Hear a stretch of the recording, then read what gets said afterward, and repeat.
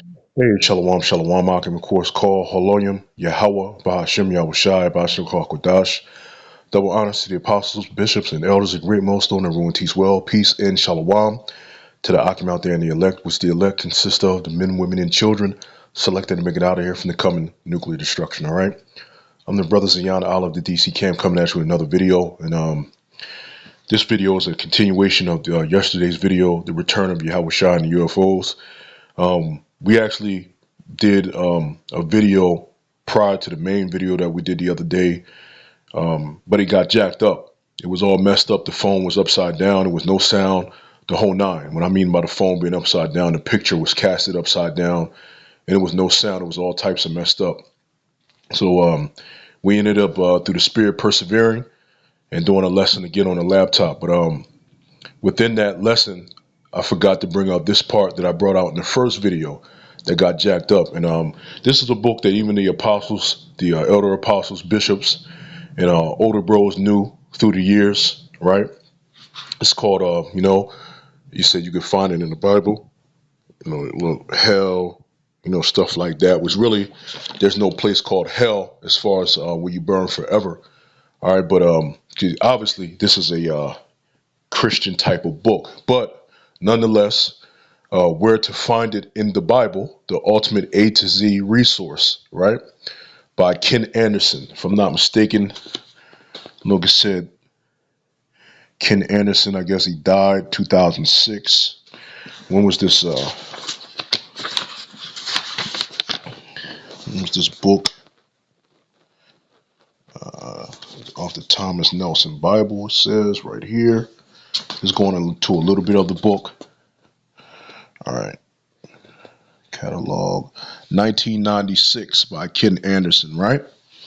So within here, the topic at hand, let's go to UFOs, because even Esau, all right, they know about UFOs and chariots, so-called UFOs, so-called unidentified flying objects, but we can identify them. They're IFOs. They're identified as the chariots of the Lord. Now, when you go in here to right, the first entry in there, U is UFO. Unusual sights in the sky, Jeremiah 10 and 2.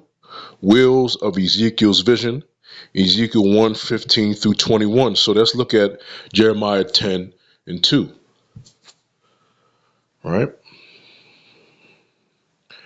Jeremiah 10 and verse 2, right? I'll read verse 1. Hear ye the word of the Lord, word which the Lord speaketh unto you, O house of Israel, house of Yashar'Allah, speaking to the Israelites. Thus saith the Lord Yahweh, learn not the way of the heathen, and be not dismayed at the signs of heaven, for the heathen are dismayed at them. Yeah, because they're a sign. Okay, the chariots are also signs in heaven. And that's why you see a lot of so-called UFO sightings, right? Especially in Central, South America, and all over the world. Okay, more and more popping up. Brothers, Akim, like the brother said last night, when brothers were leaving the crib, they was outside, and we were looking up into the sky, and you could see the chariots. We saw chariots the actual night that we did the video. Go figure, right? We talk about the chariots. Go outside and we see chariots, right?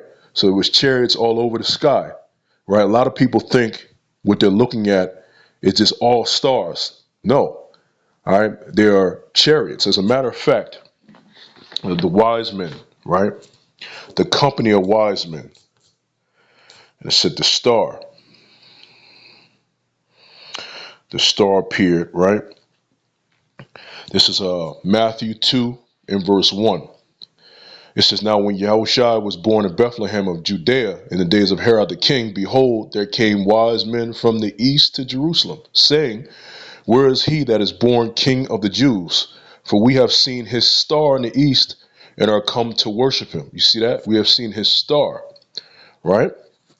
Keep going. When Herod the king had heard these things, he was troubled, and all Jerusalem with him.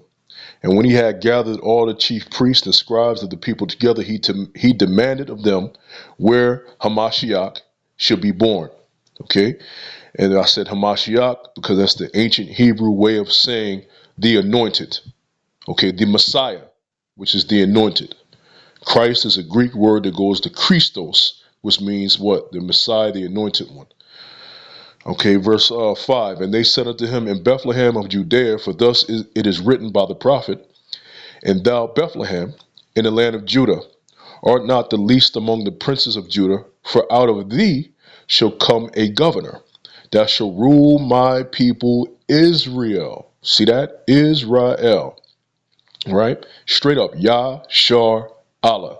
A lot of people see that word Israel and think they'll break it down to Isis, Ra, and El. What you got to understand, these words go back to the ancient Hebrew. So you can say Isis, Ra, and El all day long in your ignorance, but the word breaks down to Yah, Shar, Allah, which definitely doesn't mean Isis, Ra, and El, so that's off. Okay? This is then Herod, when he had privily called the wise men, inquired of them diligently what time the star appeared. And he sent them to Bethlehem and said, go and search diligently for the young child, and when ye have found him, bring me word again, that I may come and worship him also, which he was lying. He wanted to find him to kill him. Verse 9, when they had heard the king, they departed, and lo, the star which they saw in the east went before them, till it came and stood over where the young child was. When they saw the star, they rejoiced with exceeding great joy. So that star that was moving back and forth was a chariot. Let me look at verse 10. And let's get that word star.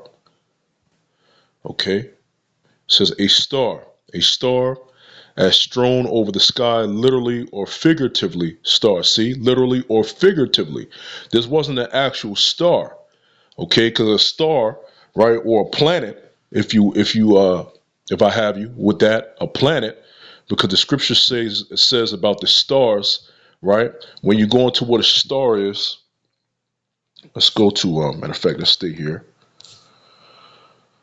Let's go to Genesis, the first chapter. This is Genesis 1 and verse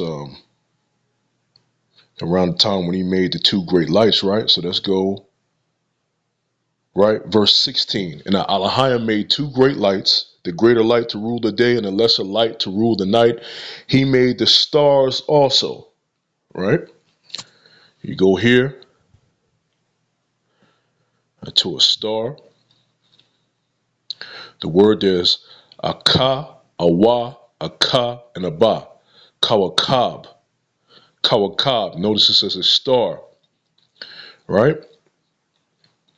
A Messiah, brothers, youth, numerous progeny, personification, Yahweh's omniscience, Salaki is omniscience, and figuratively it says, but when you go to the Strong's definitions, right, notice it says sense of rolling, H3554 in the sense of blazing, right, because of the radiance around it, a star as round or as shining. See that? A star as round or as shining. Now, if you were far away from the earth, what would it look like? Round and shining.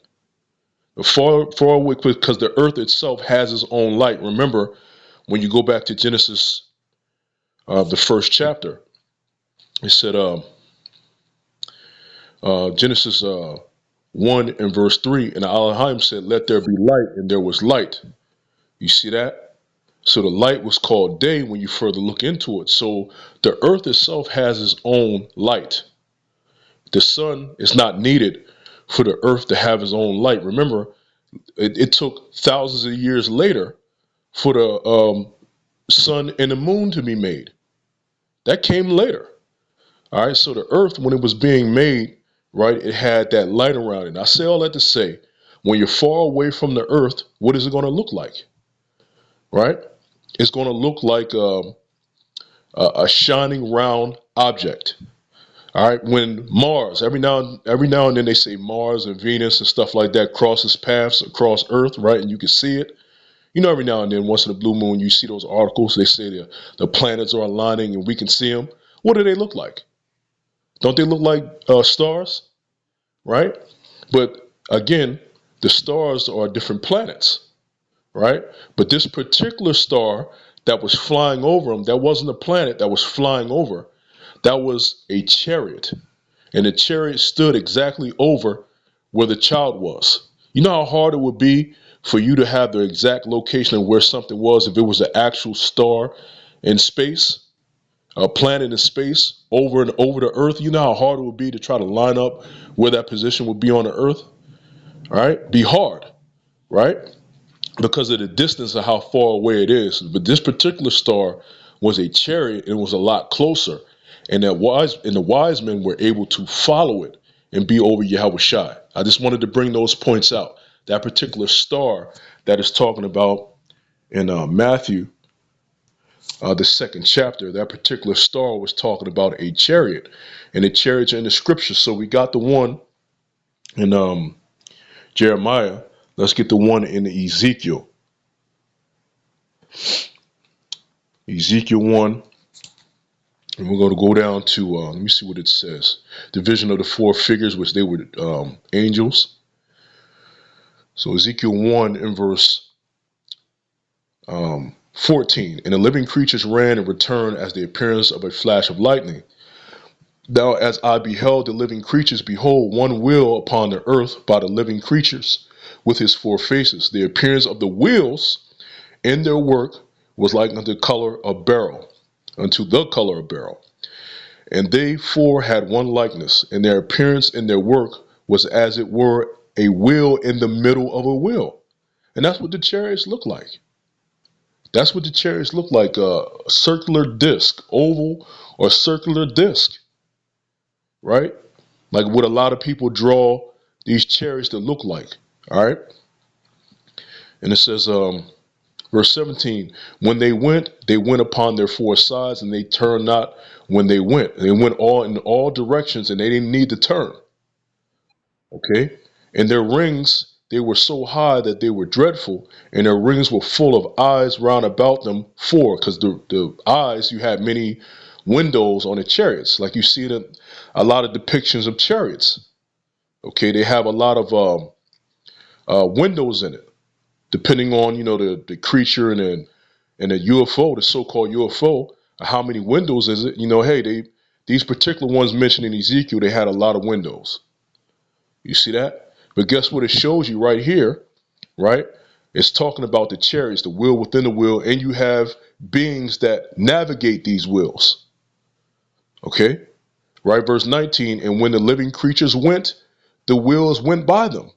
And when the living creatures were lifted up from the earth, the wheels were lifted up. So their chariots were controlled by the spirit of the creatures, the angels. When we get the chariots, when we have chariots, it's going to be controlled by our spirit. That's a different level of technology. Something that's controlled by your spirit, your thought, where you think, that's where the chariot's going to go. When you think to disappear and come back, the chariot's going to do that. You see that? Where you go, the chariot's going to go.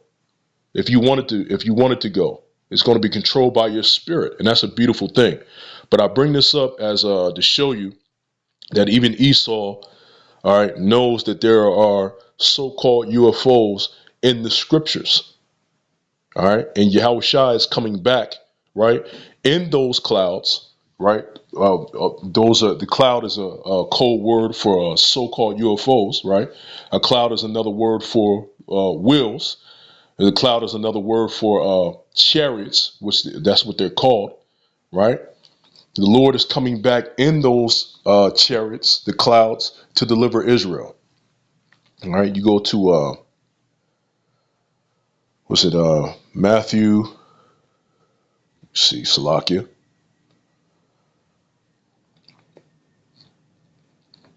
This is Matthew 24 and verse 29. I believe we touched on this the other day. I'm just going to read it again.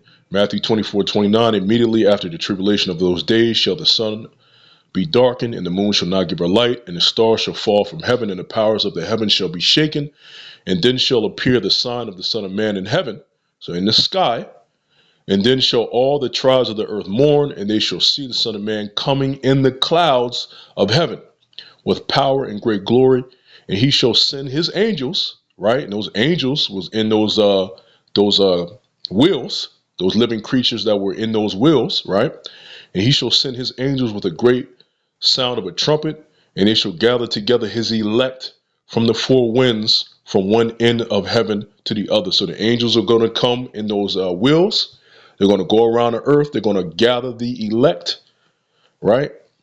And guess what? Then they're going to go back to the fathership where Yahawashi is, and so will we ever be with the Lord.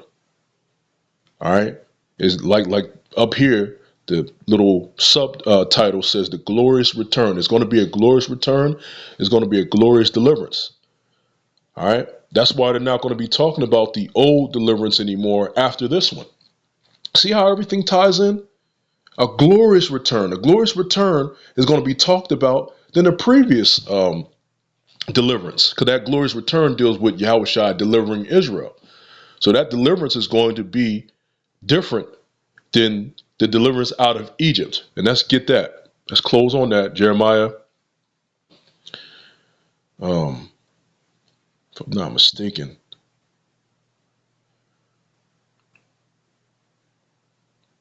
that's the covenant. Now this is the covenant. That's the new covenant, Salakia. So that's Jeremiah, it's actually Jeremiah 16. So Jeremiah 16. Yeah, Jeremiah 16 and verse 14. Therefore, behold, the day is come, saith the Lord Yahweh, that it shall no more be said, Yahweh liveth that brought up the children of Israel out of the land of Egypt. But the Lord liveth that brought up the children of Israel from the land of the north, and from all the lands whither he had driven them. See that? Doesn't that link up with what we just read in Matthew 24? From the four winds? Okay, the major deliverance is from the land of the north, but also the elect are going to be gathered from the four winds all over the globe. The elect, right? Lands whither he had driven them, aka scattered them, right? And I will bring them again into their land that I gave unto their fathers. After some time period of being with Yahawashi in the chariot, then we're going to come back and be brought into our land. We're going to come back to the earth to rule, right? But I just wanted to get that as a continuation of that, the return of Yahawashi and the UFOs. Hopefully it has been edifying. All right. Call Haloyim, Yahweh, Bahashem, Yahawashi, Bahashem Chakodash. And as always, I say unto you, double shalom.